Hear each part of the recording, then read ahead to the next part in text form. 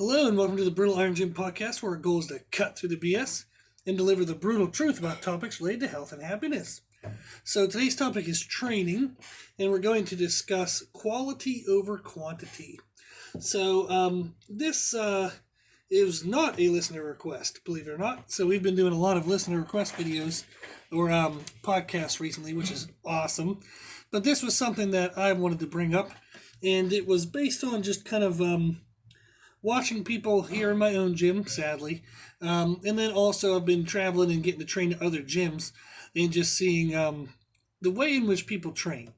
And I understand 100% that not everybody is going into the gym trying to maximize their results.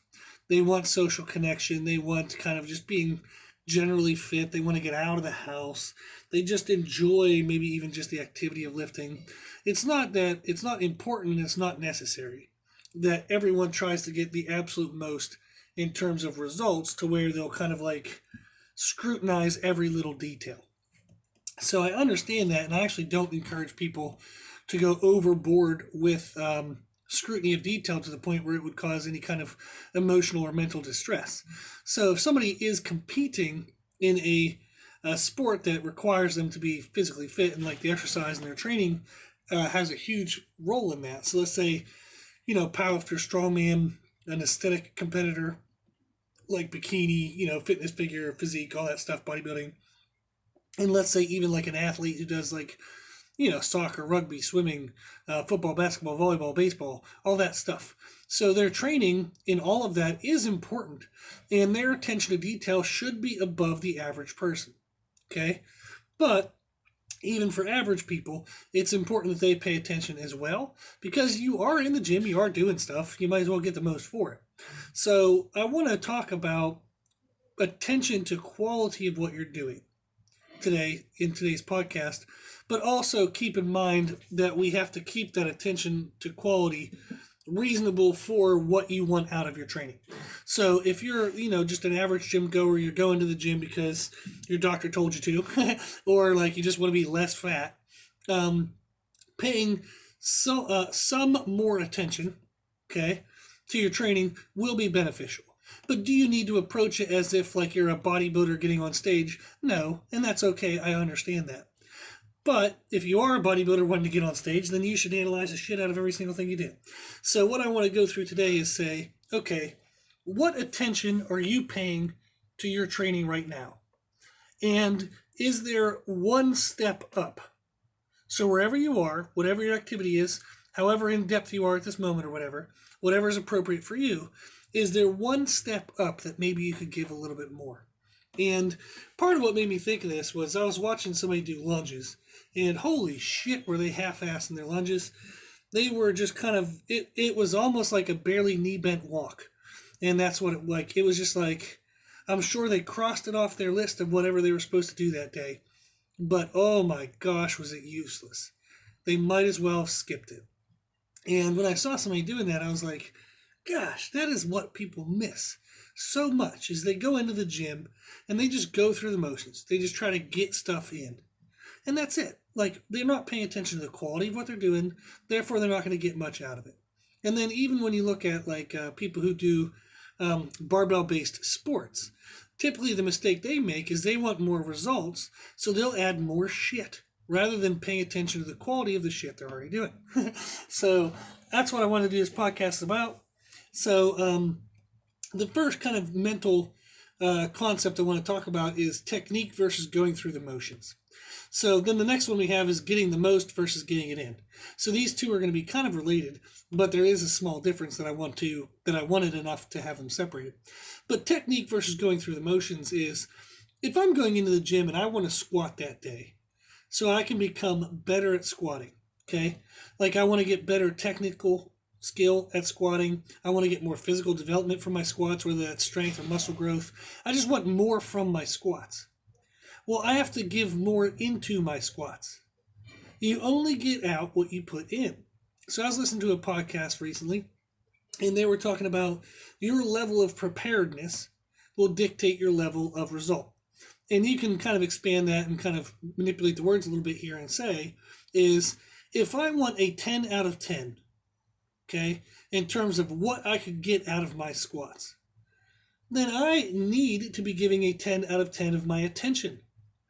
So I can't just do my set of squats, bullshit with somebody, like take some random ass rest period, and then jump back under the bar, do my set of squats, again, bullshit with somebody, take a random ass rest period, and think that you're going to get a 10 out of 10. You are not putting a 10 out of 10 in. There's no way in hell you're going to get a 10 out of 10 out. So we need to pay attention to it is, do I want more out of my squats than what I'm currently getting? Then I have to give more to my squats. I don't have to do more squats. I don't have to do an extra exercise on top of this thing, on top of that thing. You just have to do better at the things you're already doing. I would venture to say that there will never be a point in your life where you were able to give maximum attention to every single detail of just that one element. And the reason why I kind of know this is I started lifting weights when I was 16. I started working out when I was 15, but lifting weights when I was 16. I'm 35, so I'm 19 years into this. And I'm still analyzing things when I squat. So if you gave me a set of 10 squats, just 10 reps, I would have something that I would want to work on every single workout I've ever done for the last 19 years. Now, I've gotten to train and just talk to and be around very, very, very high-level athletes. So people who are professionals, people who are, the best of the best, like top 5 in their sport, their category. So I've talked to the best of the best of the best of the best, and all of them still analyze the shit out of every single thing they do. It's not that it ever ends, and the reason why I say that is if you say, oh, I'm paying attention, I'm getting the most out of my squats, bullshit. No, you're not. There's somewhere that you could be looking better. Okay? There is some aspect to still be looking into. So what I want to get across, one of the things we're going to talk about here is the concept of it's important that we're always learning, but it's equally important that we're always relearning. So often you'll think you know something, but then something comes up in life, something that kind of rocks your world a little bit, shakes you up a little bit, and you realize, holy crap, there was more to it than I thought. So I have this happen all the time as I have people come down. We live about 20-ish minutes from a really big city, Charlotte, North Carolina. So I'll have trainers come down, and they'll want to get, maybe they're a CrossFit coach and they want to learn more about strength. Okay, or they're like an aesthetic athlete, wanting to learn more about strength, or a strength athlete wanting to learn more about aesthetics. So it's kind of like they're good in their realm, but they're wanting to expand into a new realm. And all the time, it's hilarious because you can, it happens every time, is they'll say, oh, wow, this was more complex than I thought. So, I just met with a CrossFit coach recently, and they've been a CrossFit coach for a couple of years, but they didn't know how to deadlift properly. So they've been teaching people how to deadlift, and they don't even know how to deadlift, which is a little scary. But if I were to look at myself 5 years ago, at that time, I knew how to deadlift with the knowledge I had at that time. But have I learned more about deadlift since then? Hell yes. So I would hope so. If I haven't learned anything in the last 5 years, holy shit, have I wasted my time. So it's not a bad thing. It's not wrong of you. It's not a fault of yours that if every 6 months to a year, you can look back and say, wow, I know so much more. You should be seeking out to relearn things so you can get better and better quality out of them. So, for example, technique versus going through the motions. And that would be more so involved with a lift that you want to get technique out of. So if I'm working on barbell squats versus say leg press. Leg press, it's important that you're doing it correctly, but there's not a fine tuning to the technique as much as there would be with a barbell back squat, okay? So we want to think to ourselves is when I'm doing technical lifts, in between each set, am I analyzing how that previous set went? What is something that I could need to either address and correct, or what is something I need to repeat so that way the next set goes well? You should be actively thinking between your sets of effort on how you can improve that effort from set to set. So the first rule of Brutal Iron Gym is to not bother me while I'm training. That literally is the first rule, and I've been a total jerk about it sometimes, but it's because in between my sets of exercises, I'm thinking through things. I'm trying to figure stuff out. I'm trying to become better, not only for myself, but also for my clients, and better so this gym can operate and stay in business. So when somebody comes in between my sets and tries to talk to me or interrupt me, that's messing up all of those goals. So that's why I like being left alone, is because I am active. I am doing something during my rests. I'm not sitting around with my thumb up my butt waiting for the next set. I'm not bullshitting with my friends about some stupid crap that doesn't matter. Okay? And this is because that's what I want out of my squats. I want the most I can get, the most technical knowledge, the most physical ability. So that's what I want out of it. Now, if somebody wants social, okay, that's fine, but then go talk to somebody else who wants social or somebody who doesn't have headphones in. If someone has headphones in, that's a very polite way of telling everyone else to go screw themselves and stay away. So, but that's what we want to think, okay, is if you're doing technical lifts, okay, squat, bench, deadlift, overhead press, if you're doing clean presses like, power cleans, anything like that, snatch, all that stuff. If you're doing technical lifts, you should be paying, in between the sets, you should be paying attention to the quality and see if you can get better. So you're not just going through the motions, you're trying to actively get better with every effort. Then, the next thing we say is getting the most versus getting it in. So recently I watched somebody do leg press, and they were moving, good God, like half the range of motion, kind of pushing it up and down, but they weren't really trying to get to the deepest position. They weren't loading the thing up with as much weight as they possibly really could actually handle. So I don't know what their rep count was. So let's say it was 10. They were getting to 10, and you could clearly see that they were able to do more. But that person was, they were getting it in. They were getting it checked off their list. I'm sure it had some discomfort, but it wasn't the most. They weren't trying to get the most out of it. They weren't getting the most of their range of motion. They weren't getting the most of their effort. And that's sad. That person's going to go in there and say, look at all the things I crossed off of my list today. I got all this done in my workout. But they're not going to get much for it because they're not putting much into it. So that's the bummer that you see. The next thing we want to think of is the most bang for our buck. Okay? Am I doing stuff that actually freaking matters? Okay? So I saw somebody recently, the last month or so, they were wanting to get stronger and more definition in their triceps. So they were doing dumbbell kickbacks with 5-pound dumbbells. That ain't going to do shit. 5-pound dumbbell is not going to irritate the muscle enough to get any change whatsoever. None. That was 100% a waste of their time. Yes, they wanted to work their triceps, and yes, a dumbbell kickback works your triceps, but not at 5 freaking pounds. So you have to pay attention to what you're doing. Okay? We've talked in the past about muscle damage comes from sheer heaviness on the muscle that actually tears the fibers down and creates micro fractions. Your body has to go back in there, fix it, make it stronger, make it bigger. The other thing is just metabolic annoyance, where you're making something burn so damn bad that it irritates and annoys the muscle so badly that it has to adapt to that irritation and stress. No, I don't care what kind of technique you're using. 5-pound dumbbells on dumbbell tricep kickback is not going to do that. Neither one of those. Not heavy enough to tear things. You're not going to ever be able to get a massive enough pump. Okay? Unless you're doing blood occlusion training, but no one listening to this is going to think of that option. Okay? So, so what's their bang for their buck? So they're doing a tricep exercise, but what the hell are they getting for that? Nothing. Nothing.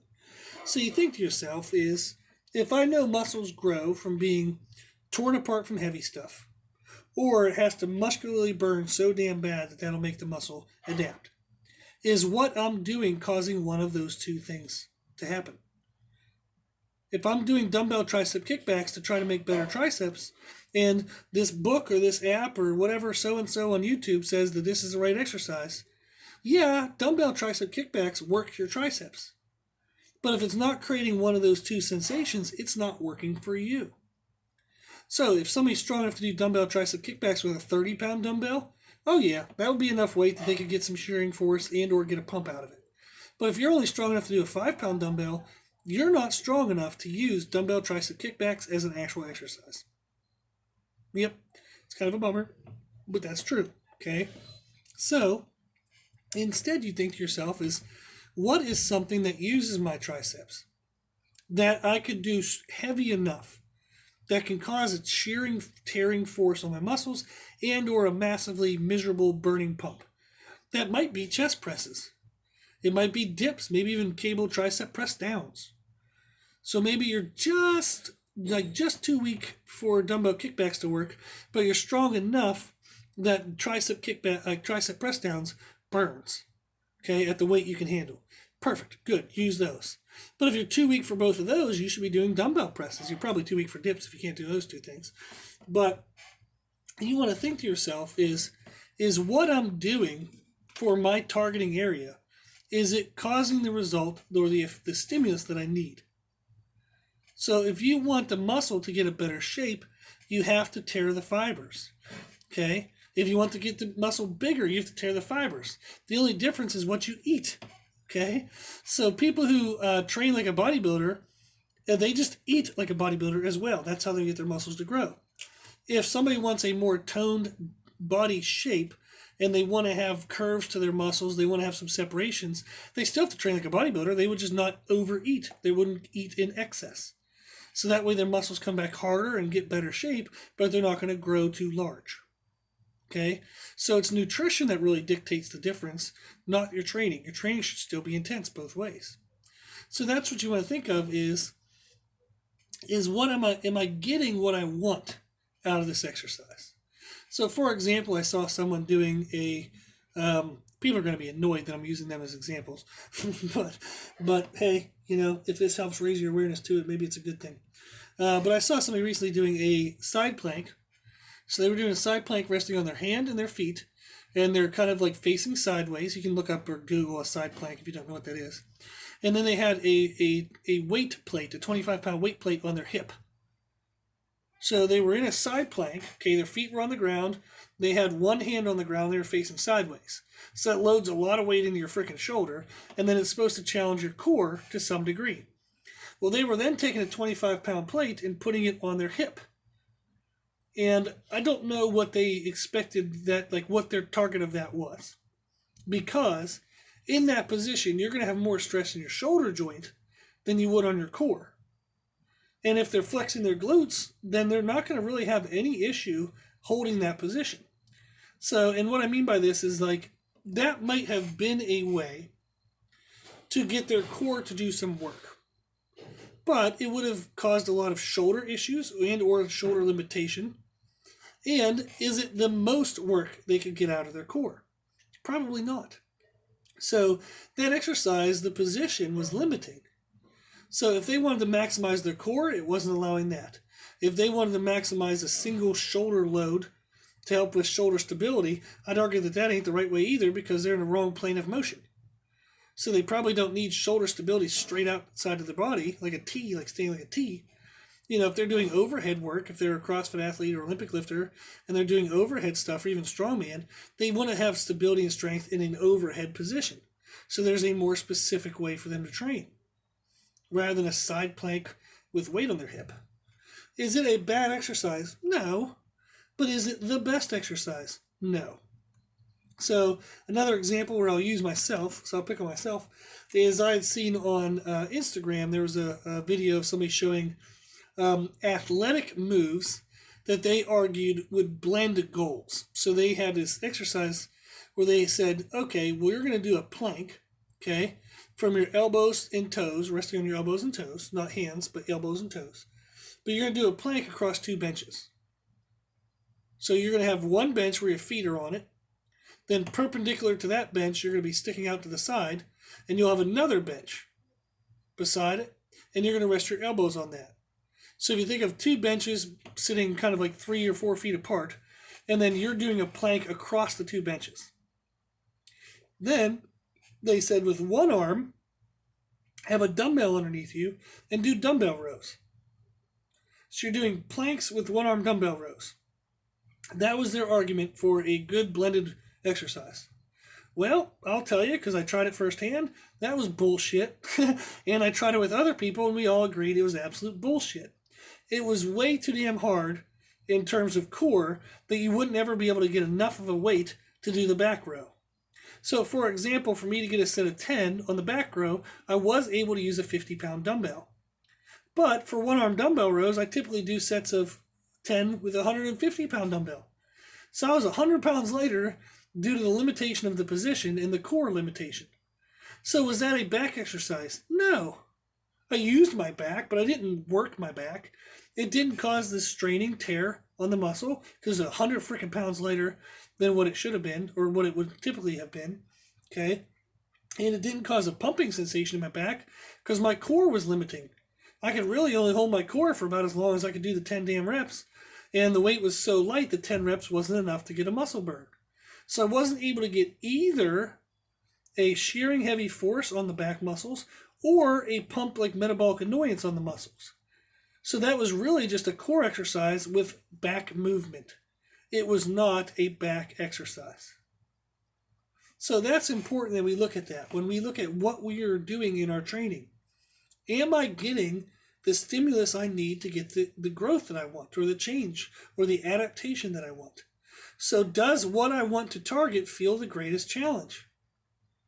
So if I was doing a core exercise and a back exercise, hoping to get both, but all I could really feel was the core dying and I could barely feel my back, then I wasn't really getting my back. So think about the stuff that you do in your training, okay? Is the targeted thing that you really want to change, does it hurt the most? Does it get the most challenge? If not, pick a different exercise, okay? And am I loading it enough where I'm getting a shearing force on the muscle and or a pumping force on the muscle? If I'm not getting the pump, like a metabolic annoyance, and I'm not getting a shearing force on the muscle, I might as well not do it. It's not useful. And am I doing it to the best form possible, or am I just kind of getting it in, checking it off the list, and moving on? We need to ask ourselves these questions because people are going into the gym. They're then telling themselves that I have worked out that day. They are then expecting a level of results from that workout.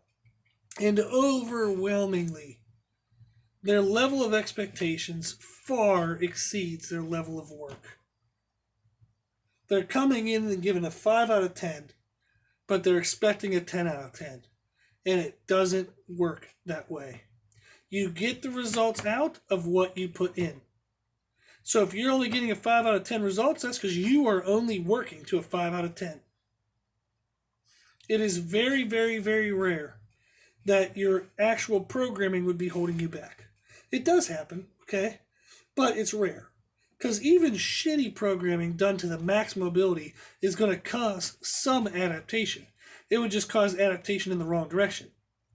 So if it's a crappy program and I wanted strength for it, but it's not written correctly for strength, it's written more for like muscle shaping and endurance, well then my muscle shaping and endurance would improve if I was doing it to 100%. So yeah, it's true that if I have a bad program, I won't get the result I wanted. But if I do a bad program to 100%, I'm still going to get a result. It's just going to be a different one. So if you're going into the gym and you're working out, but you're not getting any result, that has nothing to do with the program. That has to do more with your quality of work. Now, this can feel attacking, and some people aren't going to like to hear this, but whatever. That's what the podcast is for. I don't have to say this stuff face to face, so I don't have to worry about getting punched in the face. But this is stuff that I actually ask myself. So, as much as it sounds like I'm yelling at everybody else, this is what I ask myself every damn time I go into the gym. That's why I tried those dumbass planks with the dumbbell row, was because I thought maybe there was a way that I could get better results than what I was doing now. I'm like, well, hell, that would be awesome if I can get a bigger back and a stronger core at the same time. Why would I not want that? Why would I not try that? So I tried it. I try stuff all the time. Anybody that follows us on social media, you'll see that I buy something new for the gym freaking every month. My dad and I are building something new for the gym, or I'm buying something new for the gym. I'm trying new exercises. I'm trying new programming styles. I'm always trying to figure out if there's something better out there. And I'm always trying to figure out if there's a better way to do what I'm currently already doing. So if somebody could see my YouTube history, they would probably laugh because there's a whole bunch of videos on like how to deadlift or how to squat or how to do this or how to do that. And you would think after, 19 years of lifting weights and after 17 years of being a trainer, I'd already know how to deadlift. Yeah, I know how to deadlift for what I know now, but maybe that video will have something new in it that raises my awareness to something new that I can then improve upon and become better. That has happened so many times. So many times I've watched videos. So I'll watch this how to squat video, and somebody will mention about rooting their feet.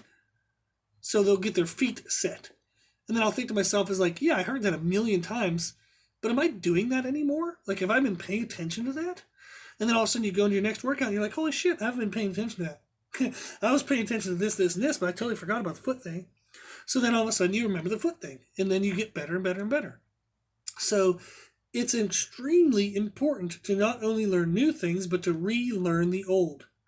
Now, I'm doing that all the time, and I don't mind admitting that to everybody listening to the podcast, because that's what you all should be doing. That's what we all should be. It's like, how is me trying to be better a bad thing? You should always, always, always try to learn. Okay? So, analyze your current efforts. Think of what you're currently doing. Can you do it better? Okay? And analyze that before you ever think to add more. You want to work smarter than harder. Okay? So when people say work smarter, not harder, no, do both. Just work smarter first. Okay? So fix what you're doing now and see if you can do it better. Then add more stuff and add more actual difficulty to things, more intensity. Make what you're doing harder, but make what you're doing smarter first. That's the order. Smarter, then harder. Okay? So constantly ask yourself, can what I'm already doing, can I get any better at it? The answer is always going to be yes, by the way. Okay? So, like I said, I still watch how to do videos. I still try to pick up new cues. I'm still analyzing things all the time. So don't just go through the motions, get your leg press in, check it off the list. Get your lunges in, check it off the list. Get your squats in, check it off the list. Don't just check things off the list. See if you can do them better. See if there's anything you can improve upon. So that way you can get better results out of the efforts you're already putting in. Okay? So we should always be learning, but we should always focus on relearning. That's important. Okay? So that's what I wanted to do with this podcast, was kind of just raise awareness to quality over quantity. And overwhelmingly, just seeing it as a gym owner, and when I go to other gyms and do consultations and stuff, it frustrates you because you get mad when people go through the motions. And the reason why I get mad is because I know they have more potential in them. I know how much better they could be, and how much that would make them happy, how much that would excite them, how much it would just improve everything they're in there for. They're already in the gym for a reason. And if they were just doing this one little extra bit, this extra thing there, that extra thing there, paying just a little bit more attention, how much more awesome could their life be? How much quicker could they reach their goals? Hell, they might crush their goals and create new, even better ones. So you get frustrated because you see the potential in the people, and they're not reaching that potential. So, just breaks your heart to see somebody come in the gym and really bust their ass, but they're not paying attention to the quality of what they're doing. They're just checking things off the list. They're not really doing it to the best of their abilities. So I'm hoping that this is a wake-up call for everybody listening to maybe think through, with what I'm doing now, could I be more mindful? Could I be more focused? Could I be better at my current efforts? That's going to get you better results. It's going to make you a healthier person, a happier person. You're going to be more fired up. You're going to be more excited for your training. So please, please, please think through these things, okay? So think about, between your sets of things, think of technique. Can I get better? Make sure you're getting the most out of stuff, not just getting it in. Make sure you're picking exercises that cause a stimulus that's going to get the change that you want, okay? You have to annoy the muscles to get the muscles to change. That's just the way it works. So I hope you're doing this. I hope you're working on it. I really do, okay?